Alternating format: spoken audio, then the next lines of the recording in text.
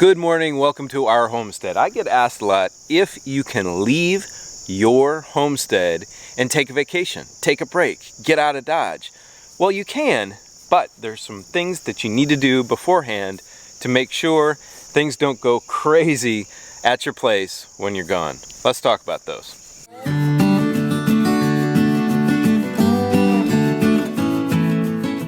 So ahead of time, before you head out for your break, your vacation, with your family, by yourself, whatever it is, you need to think about the things that really need taking care of on a daily basis, like the garden. Now, we just got back from a 2-week-long family road trip and it was awesome. Things in the garden here are a little out of control. But if I didn't have certain things set up here before we left, it would have been 10 times worse. And the most important thing, if you're a gardener, is getting water to your plants. So we have an automatic watering system here on our homestead for our big garden. I'm going to be adding more lines because here in Texas, you could get torrential downpours or you could get a 2-month-long drought. So this is really important all the time, but especially if you want to leave and take a break. Now, something that's very important for your homestead garden is to have the fruit harvested while you're gone, because if you leave it around, if you let it rot in place, it's going to attract bugs. Those bugs can put severe pressure on the rest of the healthy plants that are around in your garden. And if that happens, it's difficult to get them out and the garden is not going to look great when you get back. And like you can see here, my kale was completely taken out by whatever bug there was here in the garden. So that brings up a really important point, that if you leave your homestead and you have a garden and you have livestock that need to be taken care of, then you have to have somebody who knows what they're doing come over and help you out while you're gone. So that's a great way to transition into talking about your livestock and what you should do and have set up for your animals if you leave. We'll get back to the garden to talk about one more thing in a minute. So whatever livestock you have, and we only have chickens at the moment, you can set up systems and set systems in place to help keep them fed and watered and protected for many days and not have anybody come see them. So since we're gone for 2 weeks, we did have people come over and take care of them, and I'll tell you why with the chickens. But for feeding and watering, we've done some videos on how to make automatic feeders. You just need something big enough to hold enough feed for when you're gone for the number of chickens you have. And automatic waterers have a big, huge bucket with your watering cups on it, or the little nipples, whatever it may be. Have those set up and have enough water in it for the time you're going to be gone. And of course, for protection, however you protect your chickens, whether it's just by the wire on their coop or by some sort of electric fence, whatever it is, have that set up in place so you don't have to worry about them. But in terms of egg collection, eggs can get broken, they can get pecked on. I have one hen here who loves to peck her eggs, and if I don't get them at a good pace, every other day or every day, she pecks on them. And that's why I was so excited for this type of nesting box, and this one is from Hen Gear, and we did a review on this one. But we've got space in here, roll-away space for the eggs, and a little protection curtain here so the chickens cannot see their eggs to peck them, especially that one over there. And the reason you don't want your chickens pecking their eggs, eating their eggs, is they'll just cannibalize any future eggs that they lay if you don't get to them quick enough. So if you're here, that's great, but if you're not, they're all going to be gone.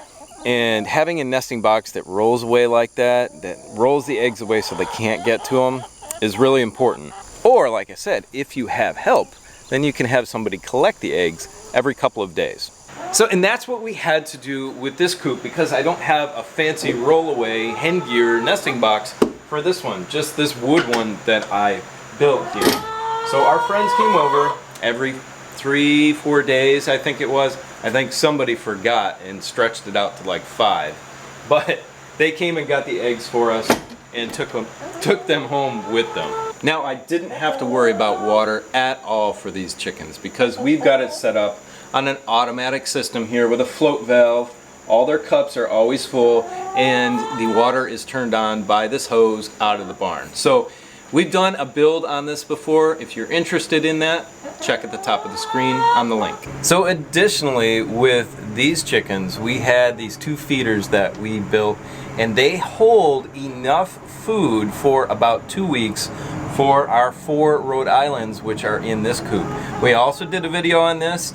Look in our archives or our chickens playlist for the build on this. But we did not have to worry about food at all for 2 weeks for these chickens, and honestly, it looks like they didn't even finish what we had in there for them. So, they must have found something else to eat. Now, if you have other types of livestock, do not worry about leaving them for 3-4 days. They will be totally fine. And if it's like cattle, you can drop some big rolls of hay near their stable or out in the field, whatever it may be, wherever you put it, and have an automatic watering system set up for them if that's what you need, or just a huge tub of water. They will be totally fine. Goats, sheep, things like that, same deal.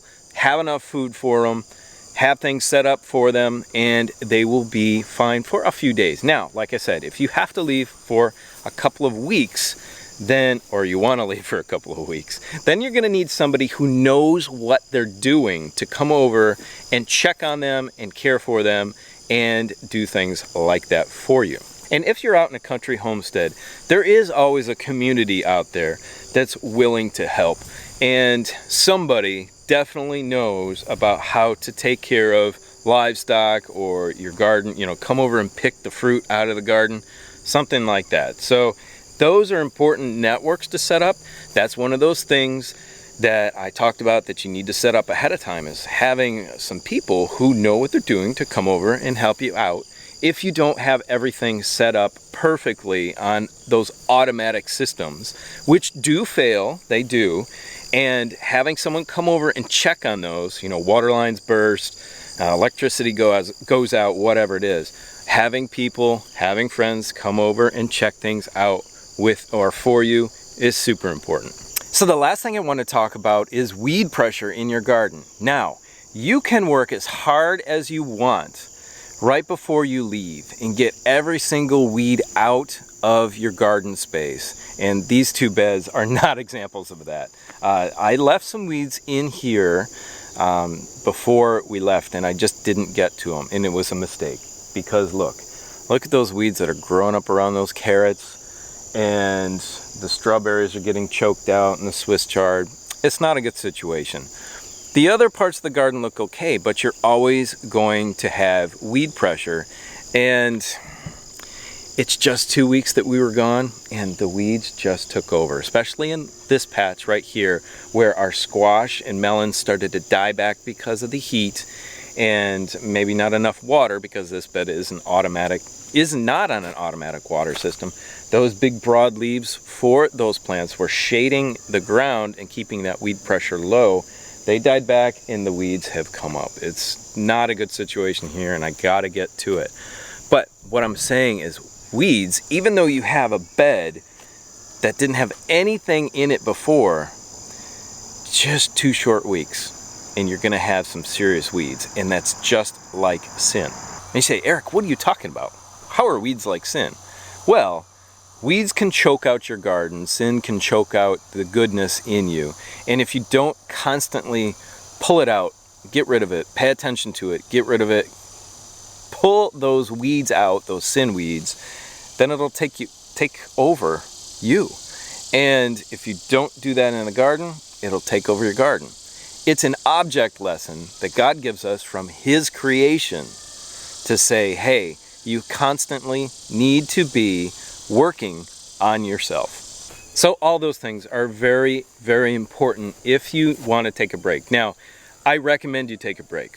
I recommend that you don't get burned out by feeling as though you're a prisoner on your homestead and you just can't leave it, because you can. Will there be a little bit more work, like the weeds, when you get back? Yes. But hopefully the rest that you get will help rejuvenate you, and it'll help with your mind. And that's the most important. So go, set up those systems in place, get your friends lined up to come help you, and go somewhere. Take a vacation. We went to the Ark Encounter in Kentucky and looked at that big replica of the Ark. It was very, very cool. And then went to visit family. So do things like that. Get away from your homestead. You'll thank yourself. Have a great day. We love you. We'll see you next time. Bye.